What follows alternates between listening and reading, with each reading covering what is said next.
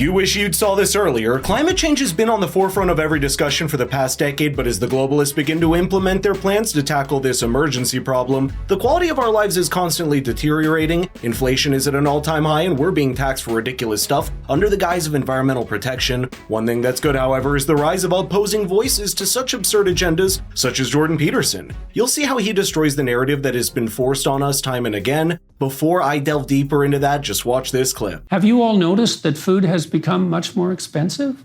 That shelter has become much more expensive? That energy is more expensive? That many consumer goods are simply unavailable? Can you not see that this is going to get worse if the Deloitte-style moralists have their way?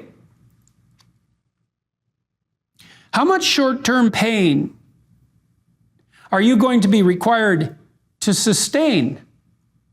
Decades worth? All your life and the life of your children? It's very likely for your own benefit. Remember that. And all this painful privation is not only not going to save the planet, it's going to make it far worse. I worked for a UN subcommittee that helped prepare the 2012 report to the Secretary General on Sustainable Development. Whether or not it was a good idea to contribute to such a thing is a separate issue. I do believe, at least, that the report would have been much more harmful than it was without the input of the Canadian contingent. We scrubbed away several layers of globalist utopianism and Cold War era conceptualization and cynicism. That was something. I garnered a key and crucial insight from the several years' work devoted to my contribution. I learned that the fastest and most certain pathway forward to the future we all want and need, peaceful, prosperous, beautiful, is through the economic elevation of the absolutely poor. Richer people care about the environment, which is, after all that is outside the primary and fundamental concern of those desperate for their next meal. Make the poor rich, and the planet will improve, or at least get out of their way while they try to make themselves rich. Make the poor poorer, and this is the concrete plan, remember, and things will get worse, perhaps worse beyond imagining. Observe the chaos in Sri Lanka, if you need proof. One significant concern that the globalists are ignoring is the massive economic impact of climate change policies. Many of these policies involve imposing taxes, regulations, and incentives aimed at reducing greenhouse gas emissions and transitioning to renewable energy sources. These measures have negative effects on industries and businesses, leading to job losses, reduced economic growth, and increased costs for consumers. It's no secret that regulations on carbon emissions disproportionately affect industries that rely heavily on fossil fuels, such as manufacturing and transportation, leading to layoffs and reduced competitiveness in global markets. Additionally, climate change policies have a heavy impact by disproportionately burdening low-income and marginalized communities. For instance, policies that increase energy costs or impose carbon taxes place a greater financial strain on households with limited resources, making it more difficult for them to afford basic necessities like heating, electricity, and transportation. Take the case of the European Union, for example. Member countries have been forced to move to unreliable renewable energy sources and reduce local production of natural gas. This not only led to them being energy vulnerable, but the prices of basic necessities skyrocketed due to obscene climate laws. A recent article found that in Germany alone, energy prices have increased by 28% compared to February 2022. Natural gas prices have risen 39%, and electricity prices have risen 27%. Food prices increased by 23%, and the price of pork rose by 59%. The most shocking change was the almost doubling of sugar prices. The recent wave of mass protests across European Union countries serves as a clear indication that centralized planning in addressing climate change is facing significant backlash and is making the issue worse rather than resolving it. Just this past year, we've seen farmers protest in Germany, France, Spain, Belgium, the Netherlands, Poland, Italy, and Hungary. These protests reflect growing frustration and disillusionment among citizens with the current approach to climate policy. The common objection among these protesters is that the EU's making agricultural production more difficult by imposing strict rules on the use of carbon fertilizers and pesticides under the European Green Deal. There are clearly more important priorities than costly and ineffective emergency climate change reductions. Bjorn Lomborg's work, among others, such as Marion Tupy and Matt Ridley, has demonstrated that other pressing problems could and should take political and economic priority from the perspective of good done per dollar spent. Money could and should be spent, for example, to ensure the current health and therefore future productivity and environmental stewardship of currently poor children in developing countries, for example. How about attending to remediation of the actual world of pain and deprivation of such children, rather than saving the hypothetical world and the hypothetical world of future children in abstraction? Stirrings of revolt. Citizens are waking up to this. Dutch farmers and fishermen are rising up. Canadian truckers are pushing back. And such protests are spreading and increasing in intensity, as they should. Why? Because Deloitte consultants and like-minded centralists are pushing things too far. It will not produce the results they are hypothetically intending. This agenda, justified by emergency, will instead make everyone poorer, particularly those who are already poor. This use of emergency force will instead make the lives of the working men upon whom we all depend for our daily bread and shelter more difficult and less rewarding. Finally, this use of emergency force will also make the environment worse, not better. Why? If you wreak your temporary economic havoc to eventually remediate the world, those whom you sacrifice so casually in the attempt will descend into chaos. In that chaos, they will then, by necessity, turn their attention to matters of immediate survival, and in a manner that will stress and harm the complex ecosystems and economies that can only be maintained with the long-term view that prosperity and nothing else makes possible. Climate change policies have indirect effects on our lives by influencing government priorities and resource allocation. For instance, governments are diverting funding away from other critical areas such as healthcare, education, even infrastructure in order to fund climate change initiatives. This leads to underinvestment in essential services and infrastructure, compromising public health, safety, and well-being. I think a better approach would be tackling one of the most pressing issues, which is world hunger. This recent report by the UN World Food Program points out that it'd cost only $40 billion yearly, and the issue would be eliminated by the year 2030. So why don't we see the left pushing for this instead of focusing on an issue that's only proving to make our lives more miserable? Another vital issue is solving world poverty. It not only affects billions of people worldwide, it also is a strategic investment in sustainable development and global stability. Poverty is one of the root causes of social unrest, political instability, and conflict. This article puts the estimate of ending extreme poverty for 708 million people at $95 billion. In comparison, world governments have spent almost $1.2 trillion since the start of the pandemic to tackle the energy crisis resulted from climate change policies. Even if we focus on eliminating these problems instead of tackling the perceived immediate danger of climate change, the main issue remains that it should be done on private initiative instead of being controlled by an international body like the United Nations or even any government in the world. The main concern should be the efficient allocation of resources. Instead of paying handsome salaries to the higher-ups, take a look at the interaction, for example, where the World Food Program's director argued that if only Elon Musk donates just 2% of his net worth, around $6 billion, world hunger would be solved. Elon fired back by tweeting this, quote, "If WFP can describe on this Twitter thread exactly how $6 billion will solve world hunger, I will sell Tesla stock right now and do it." Of course, the director backtracked and requested to meet with Elon anywhere, and further stated that millions of lives could be improved using the donated money without detailing the framework by which the money would be spent. Critics of my view will say, we have to accept limits to growth. Fine, accept them. Personally, abandon your position of planet-devouring wealthy privilege. Join an ascetic order. Graze with the cattle.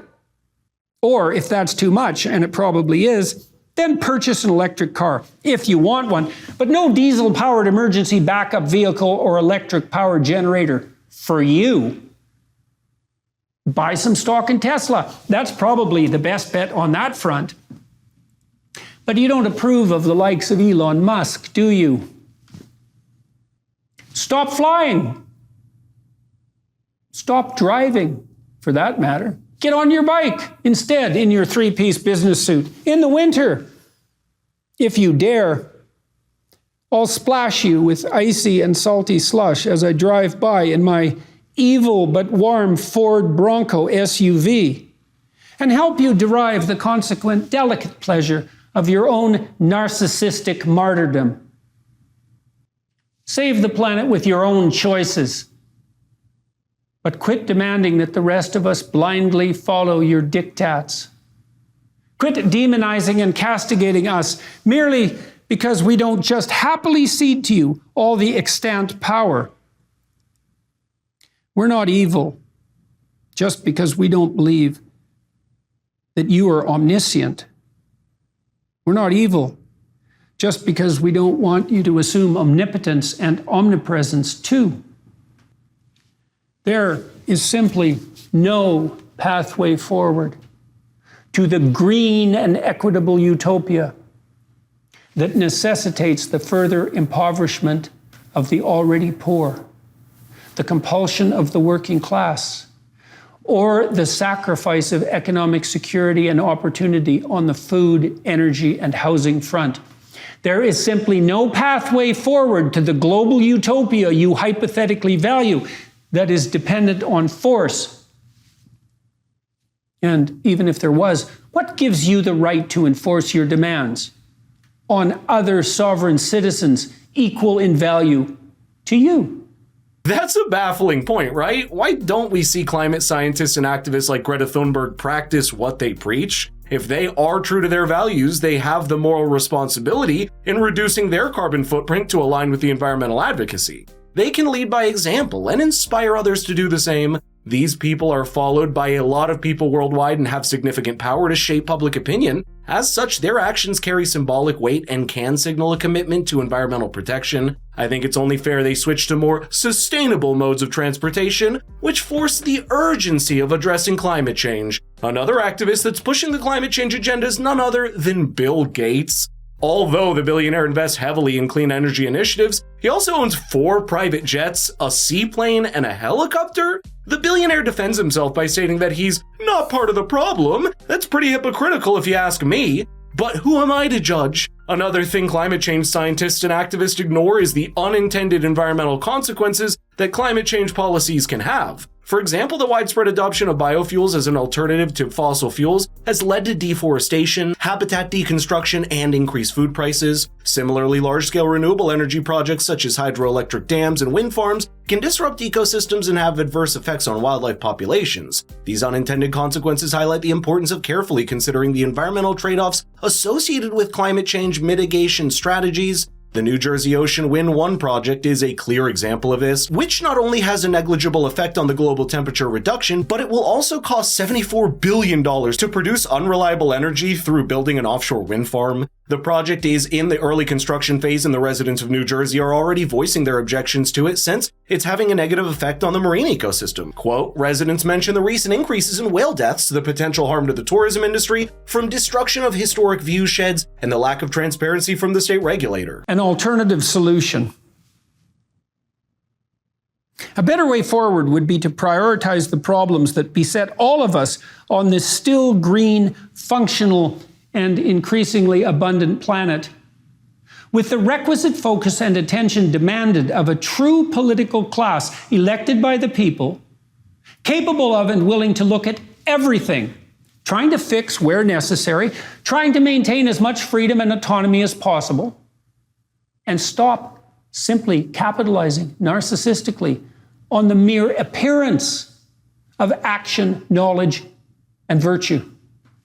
We should obtain true cooperative consent from those affected, farmers, truckers, working class people, who have turned in irritated desperation to figures such as Trump, and work with them rather than forbidding them with your power or improving them so they will be finally worthy of your time and attention. Help replace dirty energy with clean if you must, but do it on your own dime. And make sure that the results are cheap and plentiful if you want to help the poor and the planet. The warning bells are ringing. Listen to them before they turn into sirens. We will not advance without resistance through the straits of your enforced privation. We will not allow you to steal and destroy the energy that makes our lives bearable and that produces our food and shelter and housing and the sporadic delights of modern life just to address your existential terror, particularly when it will fail to do so in any case. We will not allow our children to be criticized first for having the temerity to merely exist, and then deprived of the prosperous and opportunity-rich future we strived so hard to prepare for them. We remain unconvinced that your frightened and self-congratulatory moralizing and intellectual pretension, ignorance of the limits of statistics, and misuse of arithmetic. We do not believe, finally, and most absolutely, that your declared emergency and the panic you sow because of it means that you should now be ceded all necessary authority. So, leave us alone, you centralizers of power, you worshippers of Gaia, you sacrificers of the wealth and property of others, you would-be planetary saviors, you Machiavellian pretenders and virtue signalers, objecting to power, all the while you gathered around you madly. Leave us alone, to prosper or not, as a result of our own choices, as a result of our own actions, in the exercise of our own requisite and irreducible responsibility. Leave us alone, or reap the whirlwind, and watch the terrible destruction of what you purport to save in consequence. While we should all acknowledge the occurrences of climate change just by looking at the weather events happening around us, we should also be skeptical about the climate models, since predicting something complex and dynamic like the Earth's climate involves numerous variables and assumptions, making precise forecasting challenging. There have been multiple instances where past climate models failed to precisely forecast global warming patterns. This article did a review of a few of such models, and here's what it found. Quote, the models predicted that there would be much greater warming between 1998 and 2014 than actually happened. That was not the case here. A mere 2.4% of the predictions undershot actual temperatures and 97.6% overshot. I think it's also fair to question the extent to which human activities contribute to global warming. It is no question that planet Earth existed long before us. There have even been numerous extreme climate events, which proves the existence of climate variability long before us. This NASA article shows just that, and I quote, Earth's climate has changed throughout history. Just in the last 800,000 years, there have been 8 cycles of ice ages and warmer periods. Within the end of the last ice age about 11,700 years ago, marking the beginning of the modern climate era and of human civilization. I think rather than focusing solely on mitigation efforts and spending massively on projects that won't yield results until decades later, we should instead focus on adaptation strategies to cope with the impacts of climate change. This could include investments in infrastructure, technology, and disaster preparedness. We should also focus on nuclear energy as a source to cover our energy needs. Additional importance should be given to advancement in technology that can address environmental challenges while promoting economic growth.